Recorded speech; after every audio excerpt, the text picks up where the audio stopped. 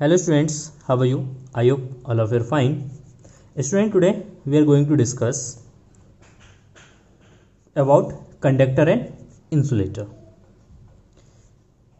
देखिए, हमारे जो प्रीवियस लेक्चर्स जो थे वो उसमें हमने डिस्कस किया था Gauss's law and its application and their numericals. Is it clear? अब हम सेकंड चैप्टर्स पढ़ रहे थे. सेकंड चैप्टर्स था हमारा electrostatic potential and capacitance and electrostatic potential हम पहले ही खत्म कर चुके थे. तो अब हमारा जो पार्ट सेकंड जो स्टार्ट होगा कैपेसिटेंस, ठीक है ना, ये सेकंड पार्ट का सेकंड चैप्टर्स का सेकंड पार्ट है. Is it clear? तो इसका फर्स्ट टॉपिक है it is conductor and insulator. It is a theoretical concept और यू नो अबाउट इट. तो जस्ट इसको रिवाइज करते हैं कि कंडक्टर एंड इंसुलेटर क्या है और इसका यूज हम कैपेसिटर में किस तरीके से करने वाले हैं. On the basis of their behaviour in an external electric field most of the material can be broadly classified into two categories.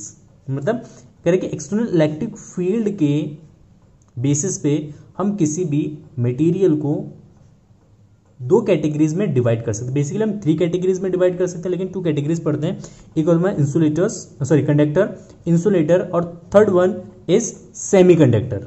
तो सेमीकंडक्टर की जो स्टडी है हम करेंगे फिजिक्स के लास्ट चैप्टर में, ठीक है, सेकंड बुक का लास्ट चैप्टर है सेमीकंडक्टर्स के बारे में. उसमें पूरा हम डिटेल से सेमीकंडक्टर्स के बारे में स्टडी करते हैं. तो इसमें बेसिकली हम थोड़ा क्या पढ़ेंगे, कंडक्टर एंड इंसुलेटर पढ़ने वाले हैं. Then first conductor. These are the substances which allow large scale physical movement of electric charge through them when an external electric field is applied. It means conductor is a substance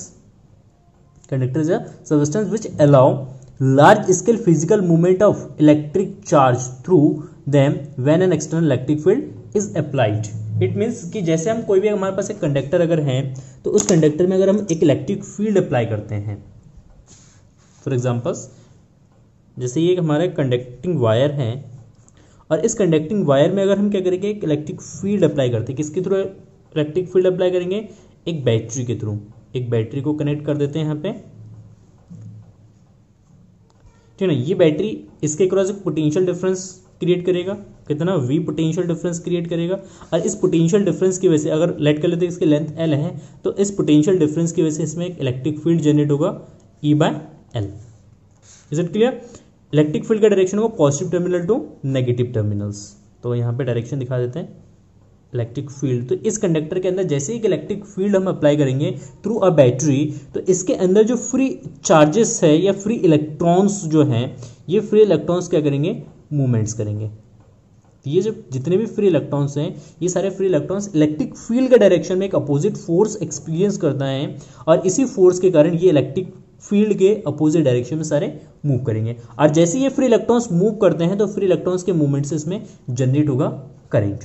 तो it means conductor एक ऐसा substance है जो easily current को पास होने देता है या जिसमें से इजीली करंट पास हो सकता है. तो ऐसे मटेरियल्स को या ऐसे सब्सटेंसेस को हम कंडक्टर कहते हैं. Is it clear? For examples let us see silver, copper, aluminium, graphite, human body, acids, alkalines etcetera. ये सारी चीजें जो है हमारा एक कंडक्टर है, जिसमें से हम वेस्ट जो है यूज करते हैं, कॉपर यूज करते हैं, एल्यूमिनियम यूज करते हैं, बिकॉज कॉपर एंड एल्यूमिनियम्स की जो कंडक्टिविटी होती है सारे मेटल्स के कंपैरिजन में ज्यादा होती है. ठीक. Next insulator. This are substance which do not allow physical movement of electric charge through them when an external electric field is applied. It means insulator वो सब्सटेंसेस होते हैं जिसमें अगर आप इलेक्ट्रिक फील्ड अप्लाई करते हैं और इलेक्ट्रिक फील्ड अप्लाई करने से क्या होगा कि उसके अंदर जो इलेक्ट्रिक चार्ज होगा, इलेक्ट्रिक चार्ज में कोई फिजिकल मूवमेंट्स नहीं होगा. It means electric charge move ही नहीं करेगा. जब इलेक्ट्रिक चार्ज मूव नहीं करेगा तो इसमें इट मीन्स उसमें करंट फ्लो नहीं हो सकता. तो ऐसे सब्सटेंस जिसमें इजीली करंट हम फ्लो नहीं करा सकते हैं, तो ऐसे सब्सटेंसेस को हम इंसुलेटर कहेंगे. ठीक है ना. फॉर एग्जाम्पल्स डायमंड एक इंसुलेटर है, glass, wood, mica, wax, distil water, ebonite etcetera. ये सारे जो है हमारे इंसुलेटर्स हैं. अब यहाँ पे कैटेगरीज आती है डाइलेक्ट्रिक की, जो कि मोस्ट इंपॉर्टेंट है. Dielectric substance. Dielectric substance. तो डाइलेक्ट्रिक सब्सटेंसेस क्या होते हैं, जैसे हमारे पास इंसुलेटर्स हैं, तो इंसुलेटर में एक स्पेशलिटी ये होती है जब उनको हम रब करते हैं, जैसे ग्लास रॉड है, ग्लास इज अ इंसुलेटर, जब इसको हम सिल्क के साथ रब करेंगे ना, किसी मटेरियल कोई भी मतलब चीज़ है, सिल्क कपड़ा है, इसके साथ हम जब एक ग्लास रॉड को हम क्या करते हैं, रब करते हैं, उसको आपस में रगड़ते हैं, तो रबिंग प्रोसेस से क्या होता है, ग्लास में एक चार्ज आता है पॉजिटिव चार्ज, और सिल्क हमें पता है किस तरीके का चार्ज हो जाएगा, ये नेगेटिव, अपोजिट चार्जेस जनरेट होते हैं दोनों ऑब्जेक्ट में, तो इसमें पॉजिटिव हो जाएगा, इसमें नेगेटिव हो जाएगा। अब ये जो ग्लास है ये हमारा इंसुलेटर है, और इंसुलेटर्स में क्या होता है कि अब जब रबिंग प्रोसेस है, जब इसको चार्ज अप करते हैं, इसको चार्ज करते हैं, तो ये बहुत लॉन्ग टाइम तक इस चार्ज को रिटेन कर सकता है। इसमें जो हमारे पास इंसुलेटर ऑब्जेक्ट्स है या इंसुलेटर सब्सटेंसेस है, ये मटेरियल्स है, उसके पास एक कैपेबिलिटी होती है कि उसमें उसको अगर हम चार्ज करते हैं बाय रबिंग प्रोसेस या बाय किसी दूसरे प्रोसेस से, अगर उसको हम चार्ज अप करते हैं तो उस चार्ज को वो लॉन्ग टाइम तक क्या कर सकते हैं, रिटेन कर सकता है। तो इसीलिए इंसुलेटर्स को हम डाइलेक्ट्रिक सब्सटेंस भी कहते हैं, इसको हम कहेंगे डाइलेक्ट्रिक सब्सटेंस। तो basically dielectric substance are a insulator, क्या होता है, बेसिकली ये इंसुलेटर्स ही होते हैं। तो डाइलेक्ट्रिक में हम ग्लास यूज करते हैं, या कोई ऑयल यूज करते हैं, या वैक्स यूज करते हैं, ठीक है ना। तो डाइलेक्ट्रिक सब्सटेंस बेसिकली एक इंसुलेटर है, और इसलिए हम इसको डाइलेक्ट्रिक नेम दे रहे हैं क्योंकि ये लॉन्ग टाइम तक क्या कर सकता है, चार्ज को रिटेन कर सकता है। लेकिन जो कंडक्टर्स होते हैं, कंडक्टर में ये स्पेशलिटी नहीं होती है, ठीक है ना। जैसे अगर ये ग्लास रॉड है ना, अगर इस ग्लास रॉड के साथ किसी एक दूसरे ग्लास रॉड को अगर टच करेंगे ना, ठीक है ना, अगर टच कर दें तो ज़्यादा चार्ज क्या होगा इसके अंदर, ये ट्रांसफर नहीं कर पाएगा क्योंकि फ्री इलेक्ट्रॉन्स नहीं होते हैं, और फ्री इलेक्ट्रॉन्स ना होने की वजह से ये चार्ज को ट्रांसफर नहीं कर पाता है एक ऑब्जेक्ट से दूसरे ऑब्जेक्ट में। लेकिन जैसे एक हमारे पास आयरन का रॉड है, और इसको भी किसी एक मेटल के या सब्सटेंस के साथ क्या करते हैं, रब करते हैं। जैसे मान लेते हैं इसको भी सिल्क के साथ हमने रब कर दिया, ठीक है ना। जब इसको हम सिल्क के साथ रब करेंगे तो क्या होगा, दोनों के बीच में इसमें फ्री इलेक्ट्रॉन्स होते हैं, तो ये फ्री इलेक्ट्रॉन्स उसको डोनेट कर देगा, तो इसमें भी पॉजिटिव चार्ज आ जाएगा। आयरन है, मेटल को भी हम रब करते हैं, तो रबिंग प्रोसेस उसको भी हम चार्ज रब कर सकते हैं। लेकिन कंडीशन यहाँ पे ये आता है कि जब आयरन में चार्ज आता है तो ये चार्ज ये ज़्यादा टाइम तक ये रिटेन नहीं कर पाता उसको, ठीक है ना, क्योंकि ये मेटल है, मेटल में चार्ज क्या करता है, कंडक्ट होता है, चार्ज मूव कर सकता है, फ्री इलेक्ट्रॉन्स होते हैं। तो होता क्या है कि जब किसी आयरन सब्सटेंसेस को जब हम कहीं भी प्लेस्ड कर देते हैं, तो हमारे एटमॉस्फेयर में क्या होता है, ह्यूमिडिटी होती है, एयर होता है, ठीक है ना, गैसेस होते हैं जो कि कंडक्टर है इलेक्ट्रिसिटी के, वो इलेक्ट्रिसिटी को क्या कर सकता है, कंडक्ट कर सकता है। तो ह्यूमिडिटी जब इसके साथ कांटेक्ट में आता है या गैसेस कांटेक्ट में आता है, तो ये अपनी पूरा का पूरा जो चार्ज होता है वो एटमॉस्फेयर में क्या करता है, रिलीज कर देता है।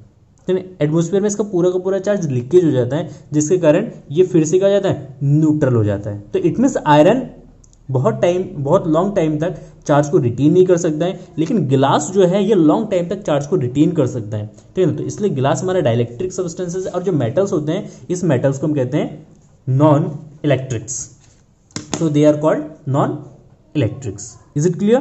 तो दो सब्सटेंसेस या दो मटेरियल्स के बारे में हमने पढ़ा, एक कंडक्टर, एक insulator. Next one is free and bound charge. What is a free and bound charge.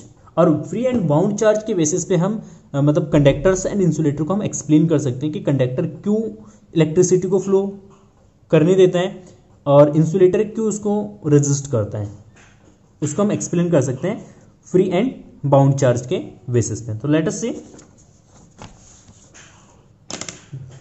हमें पता है वी नो एवरी मटेरियल और सब्सटेंसेस जो हैं वो हमारा एटम से मिलके बने होते हैं। तो क्या होते हैं, एटम से मिलके बने होते हैं, ठीक है ना। और एटम्स में हमें पता है 3 एलिमेंट्री पार्टिकल्स होता है, एक neutron, proton and electron. And neutron and protons मिलके क्या बनाता है, हमारा न्यूक्लियस बनाता है, एंड इलेक्ट्रॉन्स उसके अराउंड रिवॉल्व करता है। तो कोई भी एक एटम के स्ट्रक्चर्स ले लेते हैं, जस्ट सी, लेट्स, ये हमारा न्यूक्लियस है और इसके अराउंड जो है वो इलेक्ट्रॉन्स क्या करते हैं, रिवॉल्व करते हैं।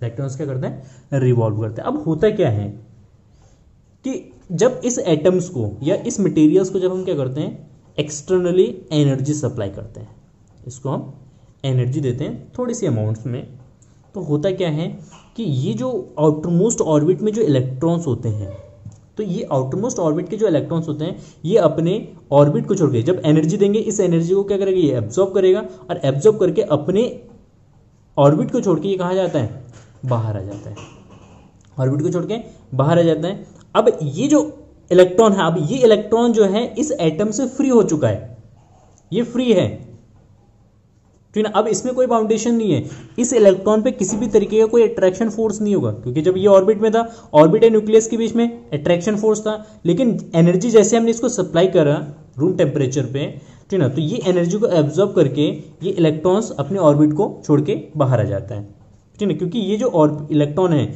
जो बैलेंस इलेक्ट्रॉन भी कह सकते हैं हम ऐसा केमिस्ट्री के लैंग्वेज में, ठीक है, तो ये बैलेंस इलेक्ट्रॉन जो होते हैं ये लूजली बॉन्डेड होते हैं न्यूक्लियस से, तो लूजली बॉन्डेड होने के कारण इसको इजीली हम क्या कर सकते हैं, एमिट करा सकते हैं इसके ऑर्बिट से। Is it clear. अब ये इलेक्ट्रॉन जैसे ऑर्बिट से निकल जाएगा तो एटम्स पे कैसा चार्ज आ जाएगा, पॉजिटिव चार्ज आ जाएगा, और इलेक्ट्रॉन्स हमारा नेगेटिव ऑलरेडी है, तो ये एटम जो है ये हमारा हो जाएगा पॉजिटिव आयंस, हो जाएगा पॉजिटिव, और ये जो है ये हो जाएगा हमारा नेगेटिव आयंस, और चार्ज भी कह सकते हैं नेगेटिव चार्ज और पॉजिटिव चार्ज। अब यहाँ पे कंडीशन से याद है कि ये जो इलेक्ट्रॉन है जो इस एटम से फ्री हो चुका है, ये अब ये एटम से पूरे मेटल्स के अंदर जहां मन वहां ये मूव कर सकता है, इसके पास अब कोई बाउंडेशन नहीं है कि इसको कहीं एक पर्टिकुलर प्लेस पे ही रहना, ऐसा नहीं होता। अब ये फ्री इलेक्ट्रॉन्स पूरे मेटल्स में जहां पे भी स्पेसेस होते हैं उन स्पेस के बीच में ये इलेक्ट्रॉन्स मूव कर सकता है, ठीक है। और ये जो पॉजिटिव आयंस एटम है या न्यूक्लियस है जिसपे पॉजिटिव चार्ज है, ये न्यूक्लियस अपने ही प्लेस पे बाउंड होते हैं, ये अपने प्लेस को छोड़ के कहीं पे भी नहीं जा सकते, लेकिन फ्री इलेक्ट्रॉन्स फ्री है मूव करने के लिए, सो ये मूव कर सकते हैं कहीं पे भी। आयंस ये बॉन्डेड होते हैं, ये अपने प्लेस को छोड़ के कहीं नहीं जा सकते हैं, ठीक है ना। तो इसलिए ये जो एटम्स या न्यूक्लियस है, पॉजिटिव आयंस एटम्स जो है या न्यूक्लियस है, ये हमारा होता है bound charge, bound charge, it is called bound charge. And जो इलेक्ट्रॉन्स फ्री है it is called free charge और free electrons. Is it clear.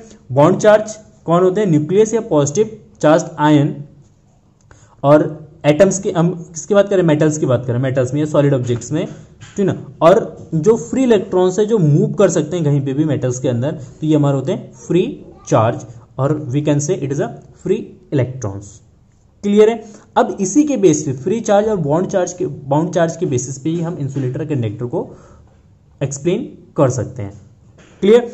कैसे, अब जो हमारे पास मेटल्स होते हैं, मेटल्स में क्या होता है, जो फ्री इलेक्ट्रॉन्स होते हैं ये लार्ज अमाउंट्स में होते हैं, बहुत ज़्यादा इसमें फ्री इलेक्ट्रॉन्स होते हैं, और मेटल्स में बहुत ज़्यादा फ्री इलेक्ट्रॉन्स होने के कारण वो क्या करता है, इलेक्ट्रिसिटी को कंडक्ट कर पाता है, क्योंकि इलेक्ट्रिसिटी के लिए रिस्पॉन्सिबल कौन, इलेक्ट्रिसिटी अगर फ्लो हो रहा है किसी भी कंडक्टर से या किसी भी मेटल से, तो उसके लिए रिस्पॉन्सिबल होता है फ्री इलेक्ट्रॉन्स। तो इसलिए मेटल्स में जो है फ्री इलेक्ट्रॉन्स होने के कारण वो इलेक्ट्रिसिटी को कंडक्ट कर पाता है, ठीक है। लेकिन जो हमारा इंसुलेटर्स होते हैं, इंसुलेटर्स में जो नंबर ऑफ फ्री इलेक्ट्रॉन्स होते हैं वो बहुत कम होते हैं यार, और वी कैन से जीरो, कुछ भी कोई भी इलेक्ट्रॉन्स फ्री नहीं होता है। हर एक जो वैलेंस इलेक्ट्रॉन्स होते हैं ये टाइटली बॉन्डेड होते हैं एटम के साथ।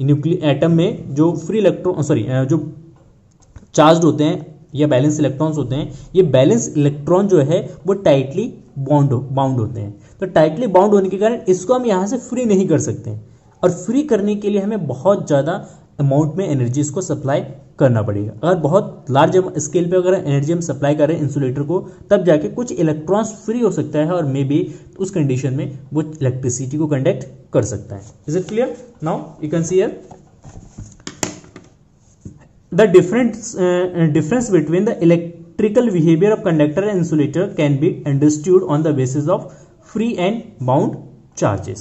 Just see, in metallic conductor the electrons of the outer shell of atoms are loosely bound, so the nucleus loosely bound to the nucleus, they get detached from atoms and move almost freely inside the metal.